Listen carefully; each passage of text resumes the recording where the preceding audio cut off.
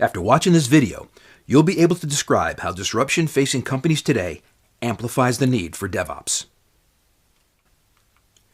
Since the year 2000, 52% of the Fortune 500 companies are gone. 52%. That's over half of the Fortune 500 companies that existed in the year 2000 are now gone. What were they up against? In a word, disruption. It's not if you get disrupted, it's when you get disrupted. Established institutions like banks might think, who's going to disrupt me? You can talk to banks about the need to deploy fast and use continuous delivery, but they're not always responsive. Then the bank down the street comes out with an app that can take a picture of a check and deposit it. Meanwhile, if it takes your bank 6 months to get your app updated to take a picture of the check to deposit it, your bank's going to lose a lot of customers in those 6 months. It's not a matter of if you get disrupted, it's a matter of when. If you talk to customers about being disrupted, a lot of them will say, oh, the technology disrupted me. I've been disrupted by technology.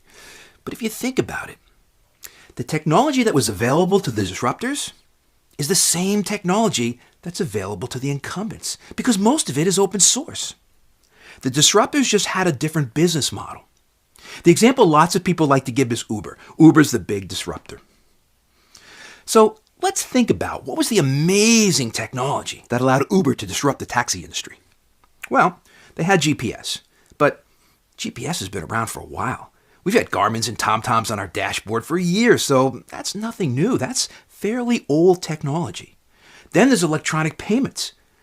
Electronic payments are older than GPS. They've been around for decades. And then there's a smartphone in every pocket.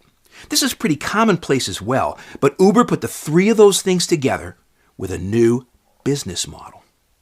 Instead of waiting for a taxi to drive by or hailing a cab or making a phone call to a dispatcher, what if we allowed people to summon a driver from their smartphone?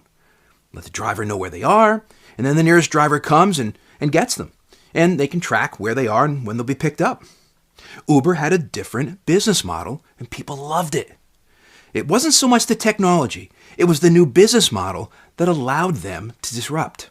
In fact, here in New York State where I live, the taxi industry is lobbying Albany, the state capital, for legislation to limit Uber. The taxi industry doesn't need government legislation. They need to hire some programmers and get an app. Genie's out of the bottle. This is the way people want to do ride sharing. You either adapt or you go extinct.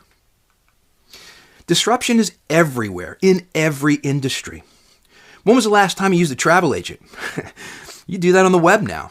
What about those little point-and-shoot cameras? That was a major industry, and everyone was buying them. Now, not so much, because everyone has a pretty good camera. Netflix was that they would mail you a DVD, and then you'd have a list of DVDs that you wanted, and you wouldn't get the next DVD until you mailed the one you had back. If you kept it for 6 months, that didn't change. They didn't give you a late fee. They didn't care.